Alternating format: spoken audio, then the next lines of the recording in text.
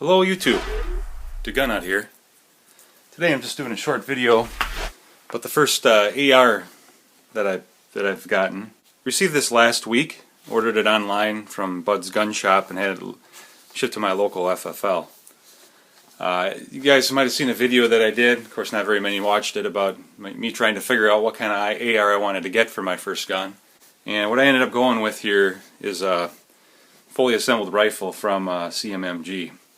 And I'll tell you a little bit more about why I chose it here in a few minutes. Let me get in a little more detail here about the gun and show you some of the features, some of my initial impressions. So we'll go ahead and open the box. I've had it out of the box. In fact, I've had it to the range, so it's not an unboxing video. It does come with one 30-round PMAG Gen 2. It does not come with a red dot scope. I put this Bushnell TRS-25 on after I received it. It does come with an owner's manual and some Slip 2000 EWL. So I'm just going to go ahead and kind of give an overview of the gun. Now this particular model is CMMG's MK4 T model. Retails for about $1,049, but at Bud's Gun Shop I was able to get it for $700. We'll start at the back end, work our way forward. Buttstock here is your standard A2 collapsible or M4 collapsible buttstock, and it's I believe a mil-spec tube. It's collapsible, which was important to me because I wanted to be able to have it adjustable for my kids to shoot it. Standard A2 grip. Now the trigger, I do like the trigger on this gun. Although it is a mil-spec trigger, it does have a nice crisp break, and so I do like that trigger. It's a little heavy, but it is mil-spec. It has the forward assist, so it has that typical, as you would expect from your standard AR. It is a forged upper and lower. One of the big selling points for me was the free-floated handguard. I definitely wanted that. Part of the reason I chose this gun over other alternatives. A lot of alternatives out there in the $700 AR price class, but not a lot of them at that price class have a free float key mod handguard, so I like this a lot. Feels good in the hand. Stainless steel barrel, so it's a little unusual.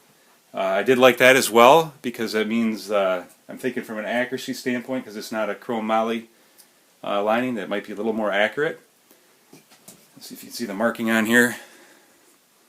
It is I don't know if that comes through on the video, but it is a 5.56 by 45, and it has a 1 7 inch twist, which was another good selling point for me. It was another feature that I wanted in my AR, so I could shoot heavier bullets as well as lighter bullets. It has a mid-length gas system, yet another reason why this was my selection. So you can see it has a low profile. It's a mid-length system, which I hear is supposed to be better as far as recoil impulse. And then it also has your standard A2 flash hider, so nothing out of the ordinary really there. It's just a regular safety, no, not ambidextrous or anything like that. Typical controls for the mag release, charging handle, standard run-of-the-mill stuff there. But the bolt carrier and everything looks good, and I'll go ahead and pull that out here in a minute. It's a 16.1 inch barrel. It's a medium taper, and the handguard is 11 inches, and it's about 6.3 pounds. I have not weighed it, but that's what it says.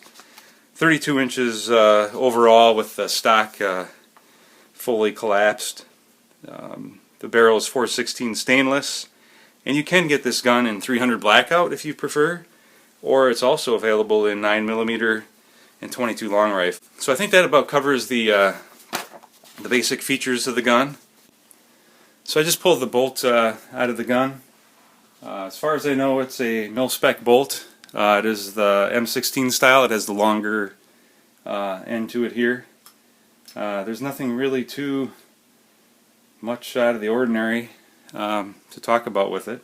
And as I mentioned, just a standard charging handle. So that's what the bolt looks like. We'll go ahead and talk a little bit about the range results next. Okay, as I mentioned, I do have a Bushnell TRS-25 on here. not going to be able to wring the most accuracy out of the gun with that on. So I took it to the range this past weekend. I put only about 35 rounds through it. Just didn't have a lot of time. At 50 yards, so I first sighted it in at very short range at 15 yards, and it was only a little bit low. Those shots went into a hole like that at the pistol range when the first 3 shots I put through the gun.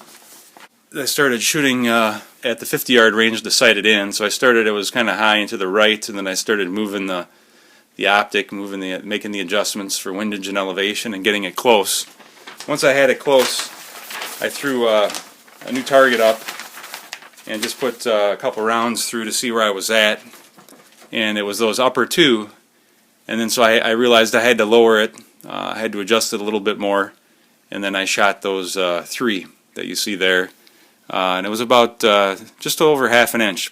So it was a good group for my first, we'll call it group for record here, with American Eagle 55 grain XM193. Obviously won't really be able to wring the best accuracy out of it until I get a chance to put a magnified optic on it and shoot it at 100 yards. But for now, we're just going to play around with it a little bit at the 50-yard range some more, try some other ammo through it, and I do have plans to make a few upgrades, most likely to the pistol grip and to the stock. So we'll talk about that in future videos as well. And I'll probably also do a little bit more of a video on that Bushnell TRS-25. A lot of people say good things about it, and so far it's working for me. I like it a lot for a $80 red dot. Thanks, YouTube. Hope you enjoyed the video.